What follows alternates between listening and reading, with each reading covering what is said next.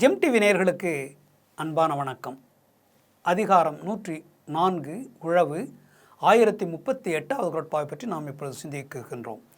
ஏரினும் நன்றால் எருடுதல் கட்டபின் நீரினும் நன்றதன் காப்பு. ஏரினும் நன்றால் எருடுதல் கட்டபின் நீரினும் நன்றதன் காப்பு. ஏரினும் நன்றால் எருடுதல் கட்டபின் நீரினும் நன்றதன் காப்பு.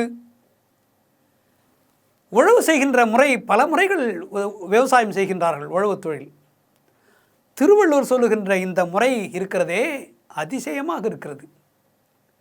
இந்த முறைகளை விவசாயிகள் பின்பற்ற வேண்டும்.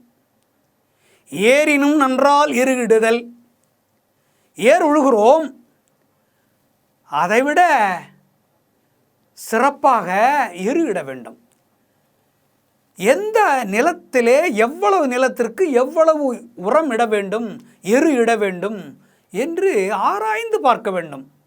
அளவு கடந்த எருவை கொட்டக்கூடாது, மிக குறைவான அளவுக்கும் எரு போடக்கூடாது, பயனில்லை. இந்த அளவு நிலத்திற்கு 1 ஏக்கர் நிலம் என்றால் இந்த 1 ஏக்கர் நிலத்திற்கு எவ்வளவு எரு போட வேண்டுமோ அந்த அளவுக்குத்தான் போட வேண்டும். ஒரு சாப்பாடு நாம் சாப்பிடுகிறோம், சாப்பாட்டிற்கு உப்பு போடுகிறோம், மிக குறைந்த அளவு உப்பு போட்டாலும் பயனில்லை, அதிகமாக உப்பை போட்டு விட்டாலும் பயனில்லை. மகிழ்ச்சியாக சாப்பிட முடியாது, சாப்பிடவே முடியாது, கீழே கொட்டிவிட வேண்டியதுதான். அதை போலத்தான் உழவனுக்கு அறிவுரை சொல்லுகின்றார் திருவள்ளுவர். எரு போட வேண்டும் என்று நினைக்கிற வண்டி வண்டியாக கொண்டு போய் கொட்டாதே. எரு இருக்கிறது என்பதற்காக வண்டி வண்டியாக கொண்டு போய் கொட்டாதே. அதில் பலவிதமான பூச்சிகள் உற்பத்தியாகி பயிருக்கே அழிவை தரும். அந்த எரு கொட்டுவதனாலே அந்த எருவில் இருக்கின்ற புழு பூச்சிகள் இருக்கிறதே, அந்த புழு பூச்சிகளே அந்த பயிருக்கு ஆபத்தை ஏற்படுத்திவிடும். அளவோடு நீங்கள் எரு போடுங்கள், ஏர் உழுங்கள், மண்ணை தூளாக்குங்கள், கீழ்மண்ணை மேல் மண்ணாக புரட்டுங்கள். அதைவிட முக்கியம் எரு இடுதல்.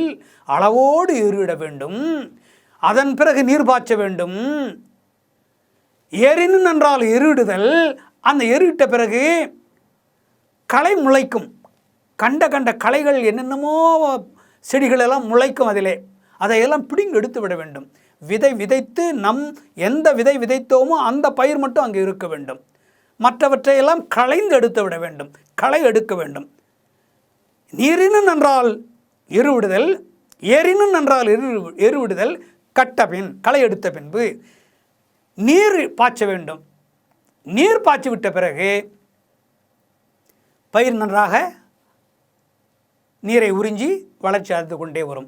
வளர்கின்ற பொழுதே, சிறு அளவுக்கு பயிர் வளர்கின்ற பொழுதே பாதுகாப்பு தர வேண்டும். என்ன பாதுகாப்பு? அந்த வயலுக்குள்ளே எலி வரக்கூடாது, பறவைகள் வரக்கூடாது. அந்த முளைத்து வருகின்ற அந்த முளை நெல்லை கூட சாப்பிடுவதற்கு பறவைகள் இருக்கின்றன, கொத்தி சாப்பிட்டு விடும். அதெல்லாம் வராமல் இருப்பதற்கு பாதுகாப்பு செய்ய வேண்டும். விலங்குகள் ஆடு மாடு மேய்ந்து விடும். சில பறவைகள் அப்படியே உட்கார்ந்து மந்தையாக அந்த வயலில் உட்கார்ந்து எல்லாவற்றையும் சாப்பிட்டு விடும். இந்த காலத்தில் நான் பார்த்தேன், ஒரு நாய் கூட செடிகளை தின்று விடுகிறது. தெருவில் செல்கின்ற நாய்கள் கூட சிறு சிறு செடிகளை தின்கின்றன. அதை நான் பார்த்துருக்கிறேன்.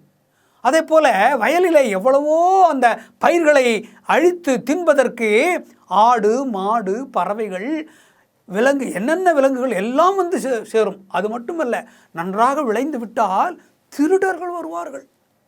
விளைந்த நெல்லை அந்த நெல் விளைச்சல் இருந்தால் அந்த விளைந்திருக்கிற நெல்லை அப்படி அறுத்து கொண்டு போய் விடுவார்கள். பழங்கள் போட்டிருந்தால் பலாப்பழம் மாம்பழம் போன்ற வயல்களிலே வாழைப்பழம் போன்றவற்றை, கரும்பு எல்லாம் போட்டிருந்தால் அந்த கொள்ளைக்காரர்கள் திருடர்கள் அதையெல்லாம் திருடி கொண்டு போய் விடுவார்கள். பாதுகாப்பு தர வேண்டும் விவசாயி. அந்த பயிர்களை பாதுகாக்க வேண்டும், காவல் இருக்க வேண்டும், அடிக்கடி பார்க்க வேண்டும் நிலத்தை. ஏதாவது பறவைகள் விலங்குகள், ஏதாவது ஆடு மாடுகள் வந்திருக்கிறதா, திருடர்கள் ஏதாவது வருகிறார்களா, எல்லாம் சுற்றி சுற்றி பார்த்து பாதுகாப்பு தர வேண்டும். பாதுகாப்பு நீ செய்யவில்லை என்றால், நீ இவ்வளோ கஷ்டப்பட்டு உழுது எரு போட்டு களையெடுத்து பயிர் விதைத்து நெல் விதைத்து அதை களையெடுத்து அதன் பிறகு அதை பாதுகாத்து எவ்வளவும் செய்து நீ பாதுகாக்கவில்லை என்றால் கைக்கு வராது விளைச்சல், எல்லாம் அழிந்துவிடும், கைக்கு ஒன்றும் வராது. உழவர்கள் அந்த உழுகின்ற பொழுது அவர்களுக்கு அந்த கையளவு கூட லாபம் கிடைக்காத ஒரு நிலைமை இந்த காலத்தில் இருக்கிறது.